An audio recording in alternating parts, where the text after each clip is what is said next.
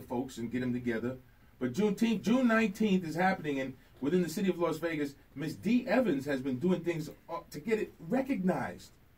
Now, I know some people think they're going to have parties, this and that, and dance. It's all good. If that's what you want, if that's your Juneteenth, go. But the reality is, do some retrospective work and understand that was a day that understanding. You could go see, and they talk about it, if you read the papers at the time, they talked about what happened in that particular era, that there was actually a mass exodus of Negroes. And Negroes was filling Texas. And they said they was walking around. There was a new influx of Negroes. And they made it seem as if these Negroes just came and bombarded them. They just took over the town. They treated them like refugees. Somebody made the refugees. Ain't that like what they doing to these kids right now in these Texas places right now? They got them in detention centers. Well, I ain't gonna, they need a Juneteenth. But the reality is that Negroes, and if you read the accounts of the papers of the day, they said Negroes was flooding other areas of Texas, aimlessly wandering. No, they was looking for their family. That's a family reunion. You play a little OJs on that. What would you do if you got free and you knew or you had a thought where you came from just across that little bit of river? Wouldn't you go see about your mama? So Juneteenth in itself, if you do the conceptualization and the understanding of some of the other things, and I ain't putting down nobody want to charge money to party. We partying with a purpose and things of that nature. So, we are, you got to do the work, people. You got to find out what Juneteenth actually means to you, because for African Americans, it is a day, I wouldn't call it 4th of July, because you couldn't have no fireworks back then. You'd probably get pinched or shot at. But I would recognize that was the day in America that all Negroes, because again, I repeat to you, that's what we are here, Negroes, because only Negroes in America. But inside of every Negro is an African, and at that time, we were mostly Africans. So there you go. I'm trying to pull that African out of your Negro self. But Juneteenth is the day to let you know that, at least on paper, for that particular moment, Negroes were supposed to be free. Melanated people, colored people, black people, African people, what do you call yourself, a Moor, sub-Saharan? If you couldn't pass that test, and y'all know what I'm talking about. If you don't know this summer school, tell your kids what that test was. Because some of us, we all know who Negroes are. Now, you may look at Marco and say, oh, no, we got her too. We can look at us and know Negroes know Negroes. You're right. Cheryl, good morning. How you doing? Good morning. You got a little bit of melanin on you. Look at you. A whole lot. Yeah. Vacation done you good, girl. Vacation was wonderful, and I'm glad that you're talking about Juneteenth, because I did vacation in the Bahamas. Beautiful, beautiful, beautiful. Everything there was bohemian. They have not lost their culture. They have not lost their language, so to speak, because they do speak English, but they have... Patois? Yes. And what I found amazing about the Bahamas is the Bohemians, they work everywhere. Mm-hmm. Everywhere you go, they work. First. They're actually building a couple properties there. Still? They still got room? Actually, and what we found out was this. It's a law that they have to work every aspect of anything that's there. Right. The only thing that they don't have to be hired for would be just the structure of a building, just the structure. The engineering part. Yes. Anything after that, they have to be hired. By law.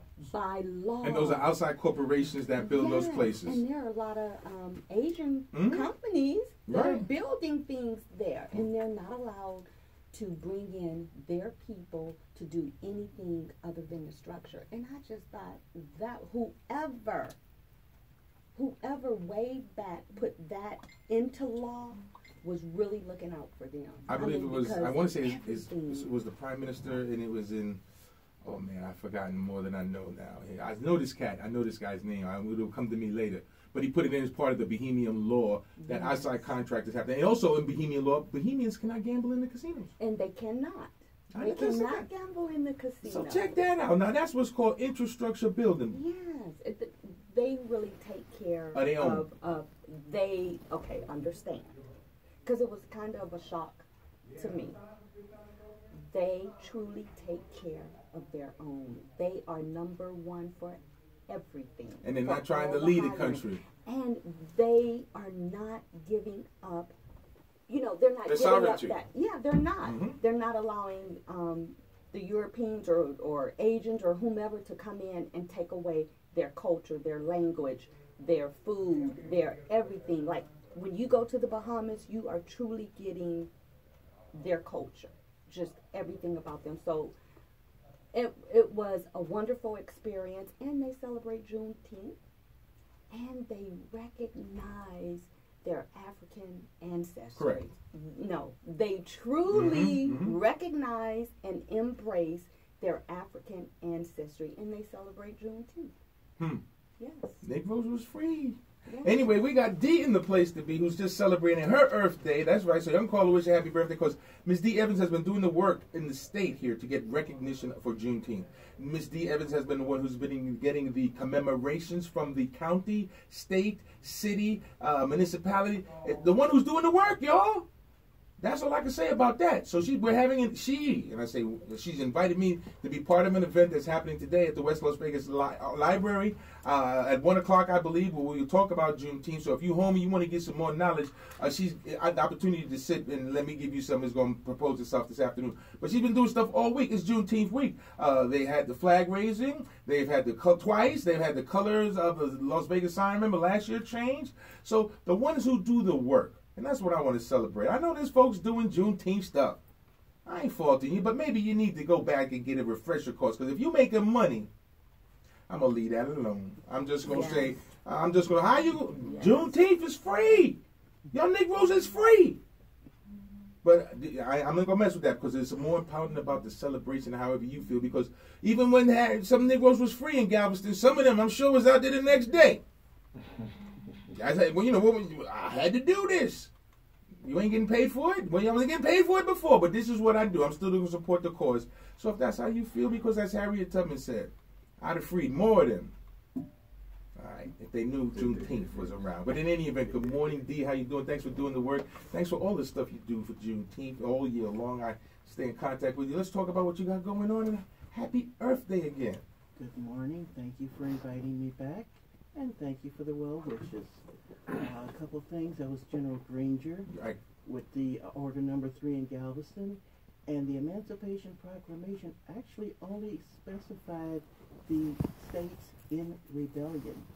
So it actually only covered legally 11 states. So you mean places like Boston and New York, it was not covered? No. I know that. I'm just making it plain, even though I'm from New York. We was free before. No, let's stop. And until that paper came out, people were still under the misconception that everybody was free. Yes, sir. And that it spread all through the land. Yes, sir. We have, as you say, we do have other opportunities here in Las Vegas to celebrate.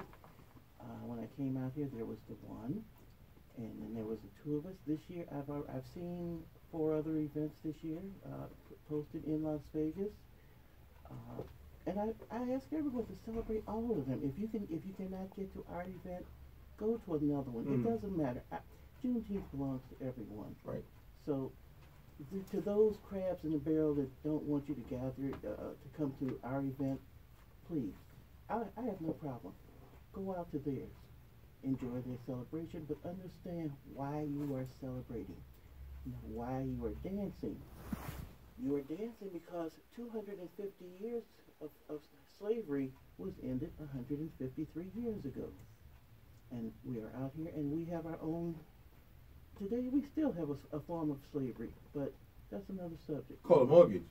Mortgage, private prisons. Yeah, mortgage definitely. Food prices are getting there. Gas too. Yes. You know, They're holding it. I mean, and if you look at the numbers from the 1800s, it was 0.1% that owned most of the slaves. Same as it is today. The more things change, the more they stay the same. well, you're absolutely right, because I heard Sessions say that if you don't follow the law or the Bible, which is what I know they used to tell us in those slavery days, they tell us that today. But if you don't follow the law or the Bible, we're going to rip your kids from you. We're going to do it righteously. And then you see the administration galvanizing. What happened to church and state? I guess we are still living on Galveston. Maybe we need another Juneteenth. And they did not allow you to read, so you didn't know what was in the Bible. So what they said was the word. You had to go by what they told you because you were not allowed to learn to read. You were not allowed to learn how to write. You were not allowed to go have a school. You were not allowed to pick your marriage partner. You were bred like animals for the best outcome for the slave owner. And the Bible says, you know, whatever they wanted to say, they taught you from the Bible. Well, as they know, part of that Bible is the conditioning of a slave, because if you read the first verses of that particular chapter that Sessions and these individuals are quoting, it's talking about being obedient to your slave owner. Being obedient. Follow your master. Oh, we got another voice up in the studio. He couldn't wait to crack his voice. We don't even know who he is, but he's here. But in any event, so your events that you have going, let's talk about some of them before we introduce it. What are some of the events you've done or have done just continuing this year? We've had Juneteenth flag raisings at both City Hall in Las Vegas and at the Martin Luther King statue in North Las Vegas. We had the Welcome to Las Vegas sign, as you stated last year, when we received our county proclamation. We have received proclamations from Las Vegas, North Las Vegas, county commissioners, state of Nevada, and the city of Las Vegas. We have, as I said, I'm forgetting someone. The state, the Senate, right? Henderson gave us one. And it's a state day of observance, which many people do not know. Since the May 2011, we have had a bill signed that makes this a day of recognition. It's not a day off from work. It's a flag day in the state. You're recognized. This morning on the news, they said Google and Apple has put it on their official calendar. So we're getting there. We have 45 states in the country that recognize Juneteenth. We are currently trying to get reintroduction of SJR 45 from 2012. Which was introduced by K. Bailey Hutchinson, which would put Juneteenth on the national, it would amend Code 36 and put Juneteenth on the national calendar as a day similar to Flag Day across the country. All right, so what you got coming up? What else you got? What can we, because Juneteenth and the 19th ain't even here yet. You doing stuff. Well, this is Vegas. You have to start a little bit early. We tried to beat the heat, but we still didn't. You can do that in February then.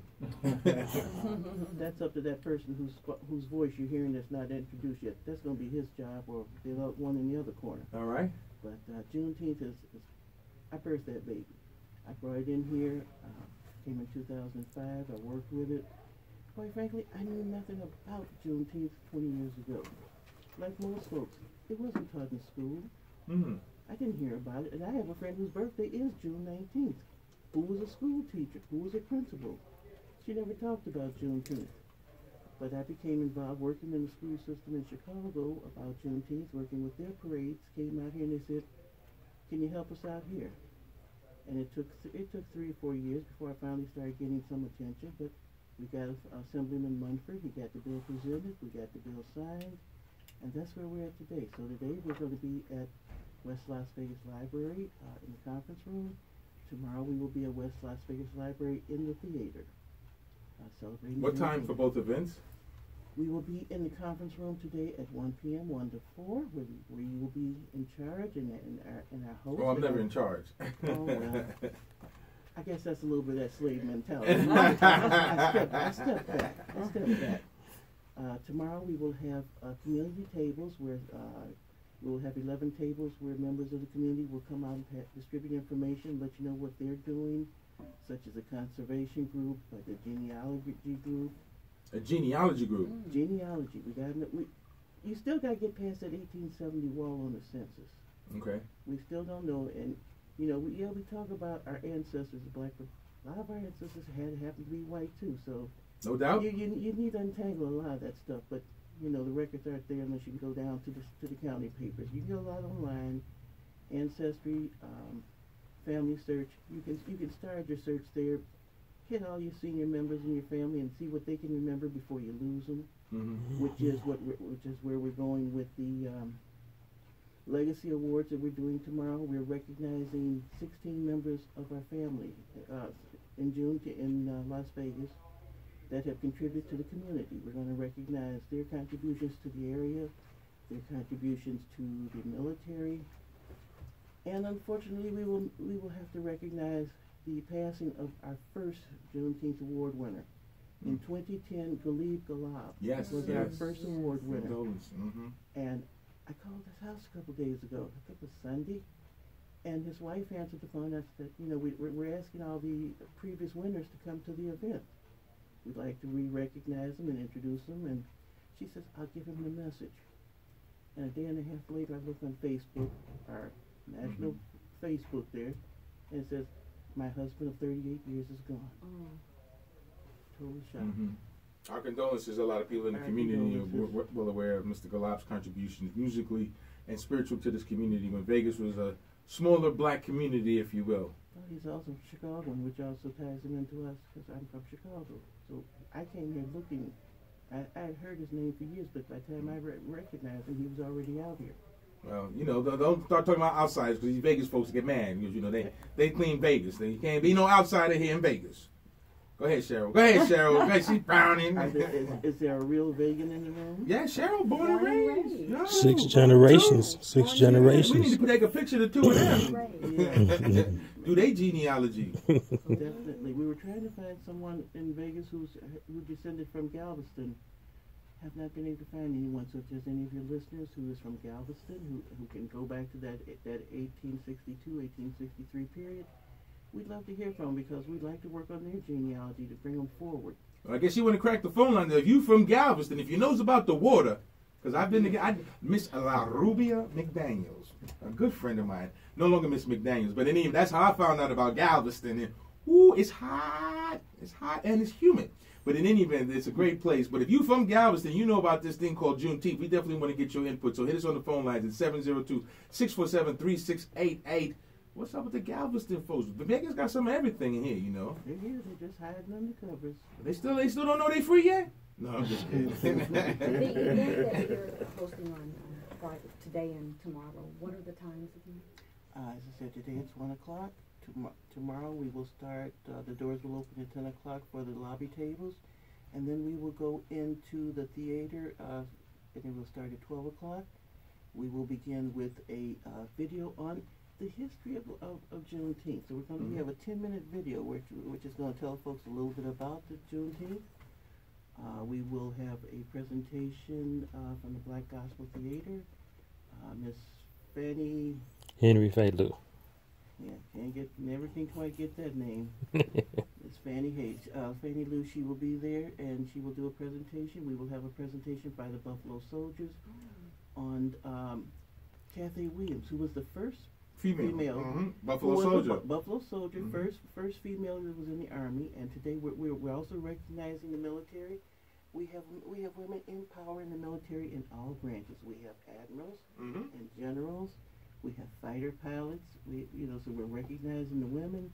We're recognizing our history, and then we're coming forward. The first half will be spoken word, which will be from approximately 12:30 to 2:30. 2:30 we do the seniors, the 17 seniors. 2:30 to 3:30. We'll take a 5-minute break and get everything off the stage, and then we'll bring out the music. We're going to have stomp. We're going to have step. We're going to have melody. We're going to have Las Vegas fancy dancers. We will have, we're going to have Roy Hamilton Jr. is going to be doing some of his father's music. We're going to have Christy Love. She will be out there, so we'll have a little bit of the Platters probably. Mr. T. Love Williams will be doing some of the performing, and also he and Joseph Sales will be doing, as you say, we're not saying hosting, but they will be keeping the show moving for us. Right, keeping the flow going. Keeping the flow going. And we're going to have Don Cunningham, who is part of the jazz duo with his late wife, Alicia. So we're trying to have something from everyone. We're going to have jazz, we're going to have R&B, we're going to have some rappers. We're going to have... You're having a family event. We're having family get together, freestyle. Right. But isn't that what it's about? Yes, it is. It's about family. Well, that's what I look to. Right, That's because we were separated, exactly. and now it's a coming together of family, and this is what this event does. Yes, ma'am. Brings family together. And this event is free? It's free and open to the public. What? All right, just gonna make sure everybody know, because sometimes they don't hear the news. The news is just free, like you supposed to be. But anyway, we got your guest in here, so let's hear him. We've been hearing him. He participated. One got a camera, one got a smile, so we'll go with the smile first. Good morning, how you doing? Welcome to the Like It Is Radio Nation. Who are you? How you doing? My name is Gary T. Love Williams. I'm the state director for the Juneteenth, the National Juneteenth Observance Foundation. And we are, I would guess, the new kids on the block. I've been here about almost 2 years now. I came here from Japan. I lived in Japan 26 years. I'm a songwriter, producer, recording artist. You look me up on Spotify, T. Love Williams. All right. Yes, Pieces of Love. I just Okay. have to shoot that nick in there. Go ahead. No, for sure. And we have a very, very good program put together for you this year. We started, last year was my first year as the director, and as you say, we can't give Dee Evans enough accolades. For sure. Yeah, she does the work. Oh yeah, she's the bottom. She's the brace that holds up the house. Okay, she's that living stone that holds up the build up the building. There you go, the cornerstone. Yeah, the cornerstone. See, she's the cornerstone they kept. See, I'm the cornerstone they rejected. But anyway, you know, everybody's got their part. All right. At least you ain't running from it. No. I know who I am. I respect it. It's easier for them to get used to me than me to change. There you go. But in any event, I just got to pump your brakes. You said, hold up. You said you lived in Japan 26 years? Yeah. Okay, you guys to go back because that's a Juneteenth story in itself. That was, because I guess you were in service. No. You went to Japan by choice. I went to Japan by choice. And you were entertaining it. 747 by choice. All right. Well, come on now. What's that like? Well, it's wonderful. All right, hold on. You speak enough Japanese to have a conversation? So this. Yes. Okay. All right. Konnichiwa. That's all I know. That's right. Well, my wife's Japanese. That helps. Oh, okay. That helps a lot. Cool. So you were an entertainer in Japan? Yes. For 26 years. The troops and okay. also doing tours with the record company Town, as in Motor City Motown, Tokyo City Town. We had more than one black person over there. Oh yeah, it's a record company. The president was Mal Adams. He started CNN for Ted Turner with that. And he's from Omaha, Nebraska, which I am. So okay, so it's Malcolm. So we started the little independent record company. Got distributed by Nippon Columbia and did some tours overseas and stuff like that. It's a lot. So you're back in Vegas now. So I'm back in Vegas now. So that's a cultural. Yes. All right. Yes. I'm gonna ask you where's the best sushi at in Japan? We gotta ask you. Well, the best sushi is to go north. All right. It's the best sushi. I heard that from people in Galveston, Texas, too. Hokkaido. Yes. Go north. They know. All right, so you were entertained. You coming in to do this event. That is great. Now, what made you get involved with Juneteenth? Well, through relationship with Dee and her husband, Mac. He came over to Japan, and I took him on as my guest in my house, and we lived over there for about 2 months, I think. And so when I came back to the States, I got in touch with him, letting him know I'm going to make Vegas your home? Yeah, make Vegas home. I didn't know you been to Japan, D. I did go. Okay. They left me behind. Right. Oh, well, he brought him back. There you go, COD, cash on delivery. You got him right now for Juneteenth. Well, it really was this more of a request of my wife. She wanted to come to America, so. Right. Yeah, she does quite a bit. She's pretty busy. Oh, that's good. As well as myself. No, most people don't just fall into Juneteenth. I'm glad that we developed that relationship because now we get to enjoy what you've been doing, giving to them. Yeah, so we can get some of that. Came back to the States and went back to college and Full Sail University for audio engineering and digital design. Just throw that in there. All right. Well, talk to that man then. That's Melody. I'm on this side. I used to know that stuff. Now they won't let the brothers. Let me stop. But in any event.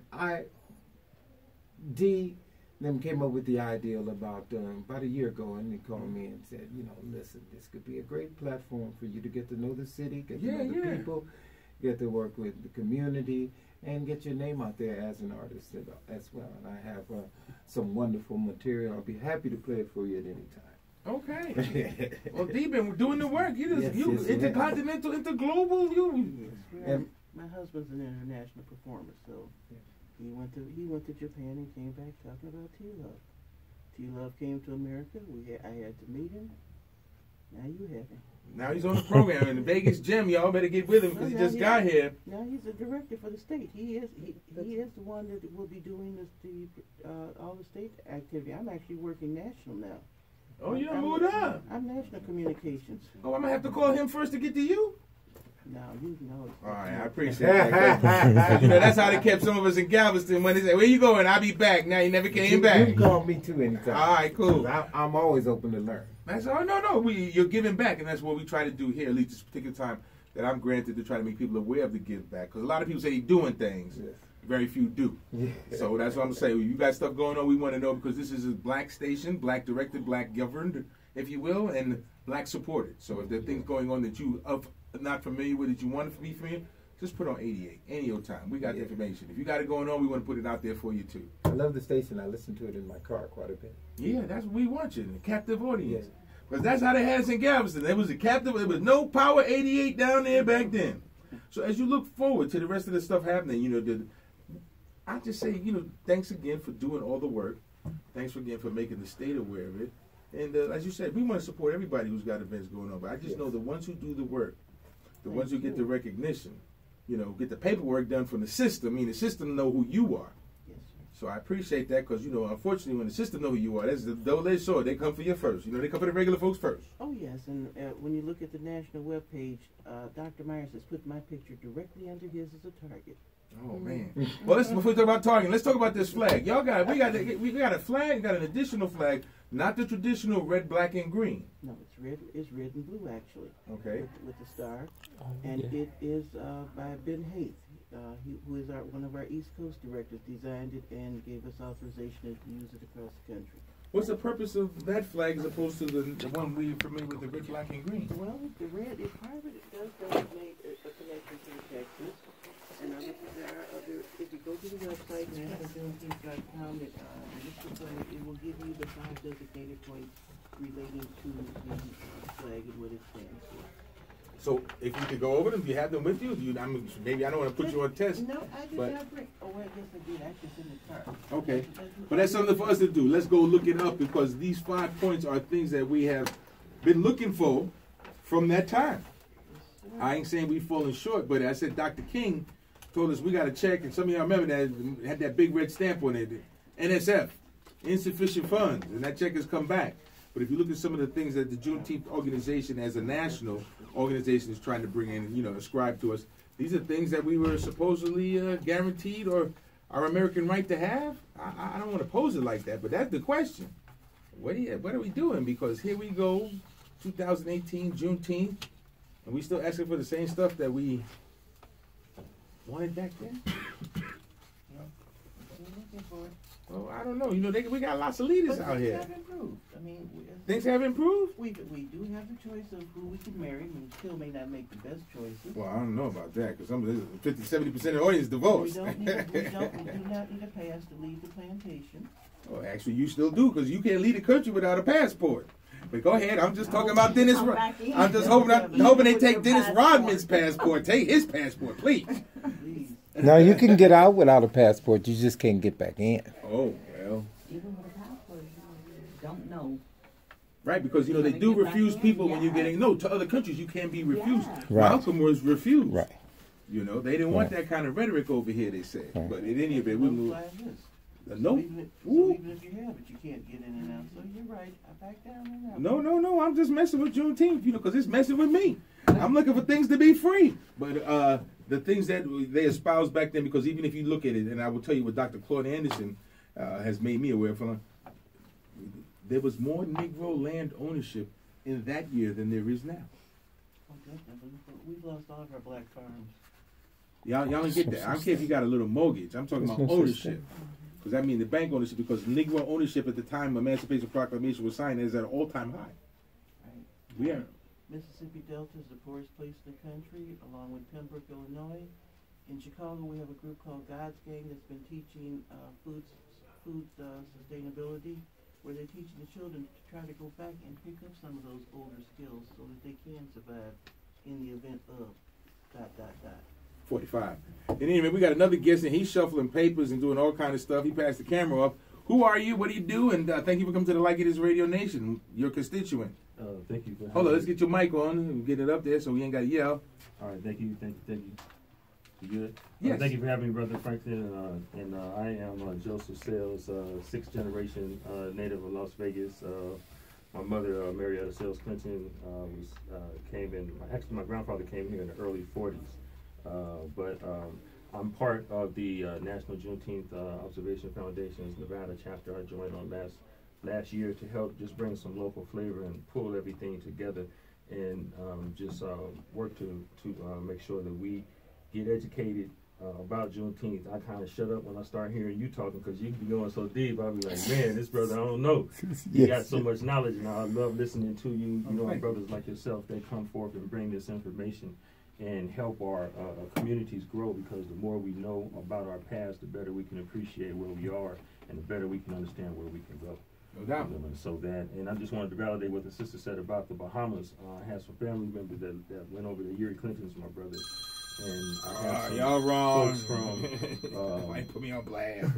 Sorry, people I know that lived in the Bahamas, and you're absolutely right. If you're not from there, you're not going to get a job. You're not going to break into their economy. You're not going to mess up anything that they have. They are Bahamians first, Bahamians first, and it is very noteworthy. But if I could, I just wanted to mention a few names of the people that we're going to be recognizing. Of course, definitely, tomorrow, definitely. And I'm definitely going to be there listening to you today. So please, y'all come on out and listen to Brother Franklin at 1 o'clock at the West Las Vegas library in the conference room. And I know he's going to drop tons of knowledge, and he's going to have a panel afterwards to ask a few questions. So if you ever wanted to holler at this brother, it would be a good time to come out today. We're going to be recognizing just a few. I'm going to leave out some of the names I know, but Miss Lucy O'Brien, Ramon Savoy, Miss Hazel Jerome. Oh, y'all didn't say Ramon was coming. We said we invited. We gonna see if they show up, because you know how it goes sometimes. But Miss Brenda Williams, Senator Joe Neal, Mr. Cranford Crawford. Once again, my mom, Miss Marietta Sales Clinton, also known as Miss Henry Faye Lou from the Las Vegas Black Gospel Theater. We're gonna also honor the work of Reverend Marion Bennett, who was outstanding in this community for a long time, and he has been such a blessing. I just want to give a personal testimony. There are many times when things were going on in the community, and I could go into Zion Methodist and sit in in Reverend Bennett's office with all his piles of papers and everything else, but he would listen to me, and he would give me advice, and he would actually help you. Reverend Bennett wrote checks for folks. Reverend Bennett loaned folks money, paid folks bills, and never said nothing about it. So I just wanted to be on the record that we do have pioneering people who help people behind the scenes, and had it not been for that, one of the things we talk about, the power of a yes and the power of a no, and how it filters down to generations. But thank you for this time. I just want to invite everybody to come out and have a wonderful time with us, and like Sister D said, join the Juneteenth celebration, because my thing is, if they come out for a celebration, they're open for education. Correct. So we just want to empower everybody, have a good time, but get educated about what we did, and thank you for that. And you can attend, you can attend one this year, come back and take another one, because the opportunity to gain information comes from these things. And you just got to get out there and figure it out, because the more you go to things, the more you'll learn, and then you become observant of what the actual symbols are behind the emphasis of the day. Because while singing and dancing is important, I understand that, because I've been singing and dancing. I'm waiting to burn my mortgage. I'm waiting to get my retirement check. Oh, there's going to be some dancing about up there. So I ain't mad. That's part of our culture. But at the same time, recognize the struggle that went on, because those people suffered. So don't let it all just be about your platform of getting that entertainment out there. Because I'm sure, if Al Green was going to bust a song out in the cotton field, I'm sitting down. Right. So I ain't mad at you.